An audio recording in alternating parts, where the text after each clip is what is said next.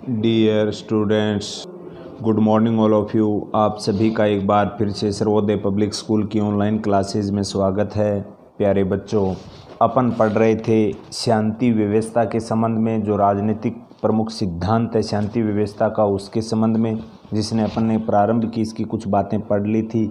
आज की कक्षा में अपन पढ़ेंगे शांति और राज्य सत्ता के संबंध में। उससे पहले मैं आपको बता देता हूँ कि एक क्वेश्चन बनता है कि क्या हिंसा कभी शांति को प्रोत्साहन कर सकती है, क्योंकि नीचे जैसे काफ़ी विद्वान हुए हैं जो एक प्रकार से युद्ध की भूमिका को ज़्यादा महत्व देते थे। तो अक्सर यह दावा किया जाता है कि हिंसा एक बुराई है, लेकिन कभी कभी यह शांति लाने की एक अपरिहार्य पूर्व शर्त जैसी होती है। यह तर्क दिया जा सकता है कि तानाशाहों और उत्पीड़क होते हैं, जो उत्पीड़न करने वाले होते हैं, उनको जबरन हटाकर ही उनको जनता को निरंतर नुकसान पहुंचाने से रोका जा सकता है। तो उस स्थिति में क्या हो सकती है, शांति स्थापित भी हो सकती है। यानी कि जब कोई तानाशाह है, अगर जनता का एक प्रकार से उसका अपन कह सकते हैं शोषण करता है या उसका उत्पीड़न करता है, तो उसको ज़बरदस्ती हटाकर बल के बल पर तो वहाँ पर शांति स्थापित की जा सकती है। या अपन कह सकते हैं कि उत्पीड़ित लोगों की मुक्ति संघर्षों को हिंसा के कुछ इस्तेमाल के बावजूद न्यायपूर्ण ठहराया जा सकता है, क्योंकि ऐसी कुछ स्थिति होती हैं। क्योंकि जब कोई व्यक्ति जोर ज़बरदस्ती करता है या एक प्रकार से अपन कह सकते हैं पब्लिक का शोषण करता है, तो उसको ज़बरदस्ती शक्ति या बल के बल पर उसको हटाया जा सकता है। तो उस प्रकार की हिंसा के द्वारा जब उस तानाशाही व्यक्ति को हटाया जाता है, उसके बाद शांति व्यवस्था स्थापित की जा सकती है। लेकिन अच्छे मकसद से भी हिंसा का सहारा लेना आत्मघाती हो सकता है। एक बार शुरू हो जाने पर यह प्रवृत्ति है नियंत्रण से बाहर भी हो सकती है, क्योंकि अपना मकसद तो ये था कि जो तानाशाह व्यक्ति था उसको हटाना था, लेकिन कई बार उसके विरुद्ध में अपन हिंसक कार्रवाई करते हैं, लेकिन वो अपने नियंत्रण से क्या हो जाती है, बाहर हो जाती है। तो उस प्रकार की स्थिति में यह व्यवस्था अपन कह सकते हैं कि नियंत्रण से बाहर होकर एक बर्बादी या अपन कह सकते हैं जन धन की हानि का एक कारण भी बन सकती है। तो इस प्रकार की कुछ ये सामान्य से बातें थी, इसको भी आपको ध्यान में रखना है। अब अपन देखेंगे शांति और राज्य सत्ता के बारे में। यानी कि प्रत्येक राज्य स्वयं को पूर्णतः स्वतंत्र एवं सर्वोच्च इकाई के रूप में देखता है। कोई भी राज्य देख लेते हैं अपन, किसी भी राज्य की अगर अपन बात करते हैं तो वो अपने आप में पूर्ण रूप से क्या चाहता है, स्वतंत्र चाहता है और सर्वोच्च इकाई के रूप में देखना चाहता है। यानी सर्वोच्च का अर्थ होगा सबसे ऊपर। इससे राज्य की अपने हितों को बचाने एवं बढ़ाने की प्रवृत्ति जन्म ले लेती है, क्योंकि कोई राज्य अपने आप को एक उच्च स्तर पर पहुंचाने के लिए उसके अंदर अनेक अपने निजी हित आते हैं, जिसको बचाने की प्रवृत्ति उनको बढ़ती है ताकि वो उच्च शिखर तक पहुंचे सके। और शांति को सर्वोच्च मूल्य मानने वाले शांतिवादी किसी न्यायपूर्ण संघर्ष में हिंसा के प्रयोग के विरुद्ध नैतिक रूप से खड़े हो जाते हैं। तो ये राज्य सत्ता के संबंध में है, क्योंकि आज कोई भी देश देख लीजिए अपने आप को सर्वोच्च साबित करने की हर राज्य है वो कोशिश कर रहा है और अपने हितों को बचाने के लिए इस प्रकार की प्रवृत्ति निरंतर बढ़ती भी जा रही है। अब देखते हैं अपन शांति व्यवस्था को कायम किस प्रकार से किया जा सकता है। यानी कि शांति व्यवस्था को कायम करने के जो विभिन्न तरीके हैं उनके संबंध में अपन देखेंगे। तो शांति स्थापित करने या उनको बनाए रखने की अनेक रणनीतियां हैं, अनेक तरीके हैं, और उन रणनीतियों को आकार देने में प्रमुख 3 दृष्टिकोण अपने सामने आते हैं, जिसमें महत्वपूर्ण है कि राष्ट्रों द्वारा एक दूसरे की सत्ता का क्या करना, सम्मान करना। यानी कि पहला तरीका यही है इसका कि राष्ट्रों को केंद्रीय स्थान देता है। यानी जो राष्ट्र हैं उनको महत्वपूर्ण या केंद्रीय स्थान पर रखकर अपनी संप्रभुता का क्या करता है, आदर करता है, और दूसरे राज्य हैं उनको भी उनका सम्मान देना चाहिए। यानी कि एक दूसरे की संप्रभुता का सम्मान करना। और इसी के अंतर्गत अगर अपन देखते हैं, इसकी मुख्य चिंता भी मैं आपको बता देता हूं कि प्रतिद्वंद्विता के जो उपयुक्त प्रबंधन होते हैं या उनके संघर्ष की जो आकांक्षा होती है वो एक प्रकार से सत्ता संतुलन की पारस्परिक व्यवस्था के माध्यम से करने से होती है। यानी एक प्रकार से एक दूसरे से क्या करते हैं, उसको कंपेयर करते हैं। कंपेयर कंपेयर करते हैं कि कौन सा श्रेष्ठ है, अपने को श्रेष्ठ करना है और करना है, अपनी राज्यसत्ता है उसको बढ़ाना है, इस प्रकार की अपने को देखने को मिलती है। लेकिन ऐसा नहीं होना चाहिए। शांति स्थापित करने के लिए एक राष्ट्र को दूसरे राष्ट्र की सत्ता का क्या करना चाहिए, सम्मान करना चाहिए, उसकी संप्रभुता का सम्मान करना चाहिए ताकि शांति व्यवस्था बनी रहे। इसी के साथ अगर अपन बात करते हैं राष्ट्रों की आपसी सहयोग एवं निर्भरता की भावना, यानी एक राष्ट्र अपने आप में कभी पूर्ण नहीं होता, एक दूसरे पर वो क्या रहता है, निर्भर रहता है। क्योंकि अगर अपन उदाहरण की दृष्टि से देखते हैं तो एक परिवार होता है, तो वो एक परिवार कभी भी अपने आप में आत्मनिर्भर नहीं हो सकता, वो अन्य परिवार पर क्या रहता है, निर्भर रहता है। उसी प्रकार से एक राष्ट्र भी अपने आप में कभी आत्मनिर्भर नहीं हो सकता, दूसरे पर उनकी निर्भरता रहती है।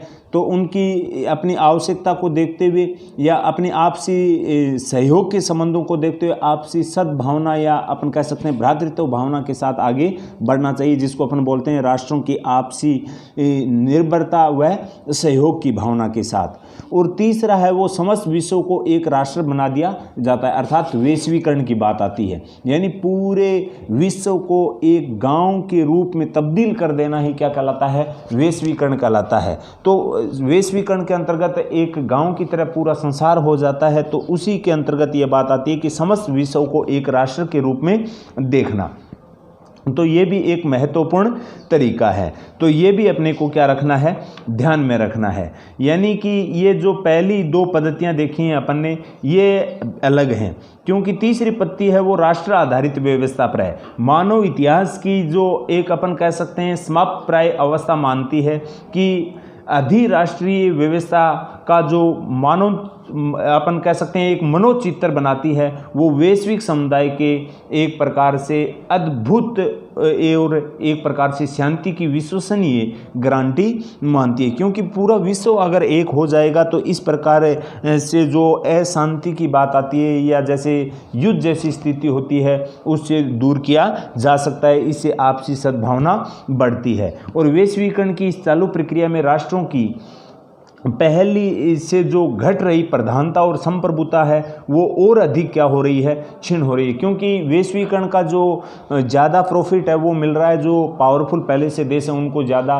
प्रॉफिट मिल रहा है, या अपन कह सकते हैं जो विकसित राष्ट्र हैं उनको इस वैश्वीकरण का ज़्यादा लाभ मिल रहा है, जबकि जो विकासशील हैं और अविकसित राष्ट्र हैं उनको कम मिल रहा है। वो एक अलग बात होती है। लेकिन विश्व के अंदर शांति व्यवस्था स्थापित करने में इस वैश्वीकरण की प्रक्रिया का एक अहम रोल रहता है। और शांति व्यवस्था में आधुनिक विश्व में संयुक्त राष्ट्र संघ शांति स्थापित करने की प्रचलित तीनों पद्धतियों में प्रमुख तत्वों को साकार भी कर सकता है।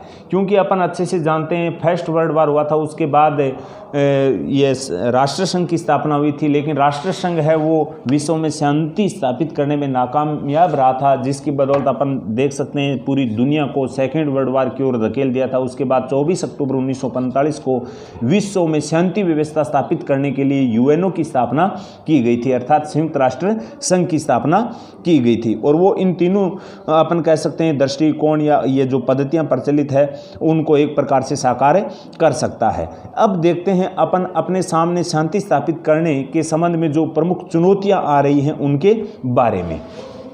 देखिए, जो आज के युग में अगर अपन देखते हैं तो संयुक्त राष्ट्र संघ के अनेक उल्लेखनीय उपलब्धियां भी रही हैं, जिसमें इन्होंने संयुक्त राष्ट्र संघ ने विश्व में शांति व्यवस्था स्थापित करने में अपना अहम योगदान दिया है, लेकिन शांति के प्रति खतरों को रोकने और समाप्त करने में वह सफल भी नहीं हुआ है। क्योंकि अपन देखते हैं जैसे सेकेंड वर्ल्ड वार हुआ था, उसके बाद विश्व युद्ध जैसी स्थिति तो नहीं बनी है, लेकिन अपन अच्छे से जानते हैं शीत युद्ध हुआ था, आपसी वैचारिक युद्ध जिसको अपन बोलते हैं, उसमें काफ़ी जनधन की हानि हुई थी, जिसको रोकने में संयुक्त राष्ट्र संघ है वो क्या रहा था, नाकामयाब रहा था। इसके बारे में मैं आपको पहले संयुक्त राष्ट्र संघ के बारे में अपन पढ़ रहे थे, उसके उस समय आपको व्यापक रूप में इसके बारे में बताया था।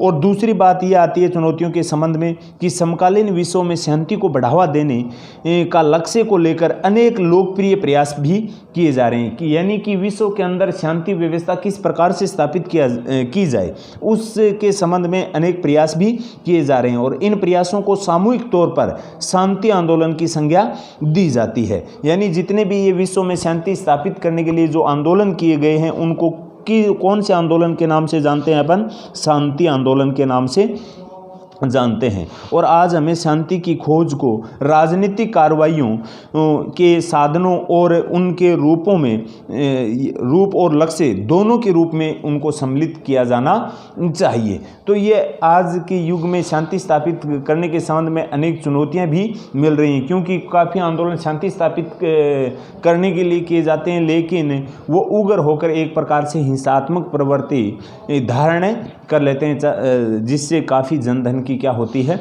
हानि होती है। तो ये कुछ प्रमुख बातें हैं, इनको अपने को क्या रखनी है? ध्यान में रखनी है।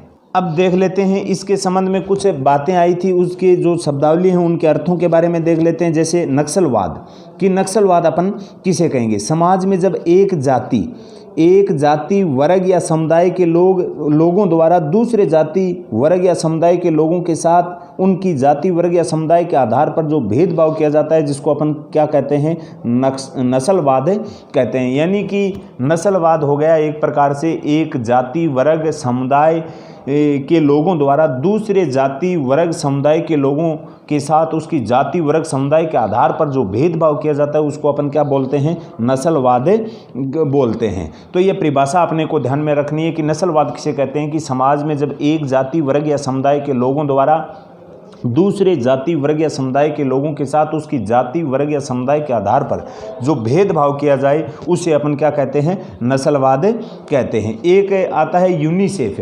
यूनिसेफ का एक तो अपने को पूरा नाम ध्यान में रखना है कि यूनिसेफ का पूरा नाम क्या है? संयुक्त राष्ट्र शैक्षणिक वैज्ञानिक एवं सांस्कृतिक संगठन है। और इस यूनिसेफ ये एक राष्ट्र संघ की शाखा है, अंतर्राष्ट्रीय स्तर का एक बड़ा संगठन है जिसका कार्य है विश्व में शिक्षा एवं संस्कृति का प्रसार करना। तो ये यूनिसेफ के बारे में भी अपने को ध्यान में रखना है। एक आता है आतंकवाद, क्योंकि आतंकवाद आज विश्व की सबसे बड़ी समस्या बनी हुई है, जो एक प्रकार से विश्व में शांति व्यवस्था स्थापित करने की जगह एक प्रकार से हिंसात्मक गतिविधियों को ज़्यादा प्रवृत्त करती है। तो आतंकवाद का अर्थ है, आतंकवाद उन हिंसक गतिविधियों या कार्रवाइयों का सामूहिक नाम है जिसके द्वारा सरकार या नागरिकों को भयभीत करके कुछ लोग अपनी बात मनवाना चाहते हैं। यानी लोगों के अंदर एक प्रकार से डर पैदा करना, यानी कि इस प्रकार की हिंसक गतिविधियों या कार्यों को अंजाम देते हैं जिससे सरकार को और नागरिकों को तो वो क्या करते हैं? भयभीत करते हैं। और भयभीत करने के बाद अपने निजी स्वार्थों की पूर्ति के लिए, अपनी निजी मांगों को मनवाने के लिए सरकार पर दबाव डालते हैं। और उसमें जो प्रमुख कार्य हैं इनके, जो एक प्रकार से हिंसक गतिविधियां हैं, जैसे ट्रेन में बम धमाका करना है, इमारतों पर हमला करना है, या फिर कोई भीड़ भाड़ वाला इलाका है उसके अंदर बम धमाके हैं, आत्मघाती हमले हैं, इस प्रकार से जो घटनाएं होती हैं जिसको अपन किस नाम से जानते हैं? आतंकवाद के नाम से जानते हैं। तो ये कुछ परिभाषाएं हैं, ये भी अपने को क्या रखनी है? ध्यान में रखनी है। इसी के साथ जो अपना शांति के संबंध में जो चैप्टर था वो आज कंप्लीट होता है। आगे का जो अपना विकास के संबंध में एक चैप्टर रहेगा डेवलपमेंट, उसके बारे में अपन पढ़ेंगे आगे की नेक्स्ट कक्षा में। आज के लिए इतना ही, धन्यवाद।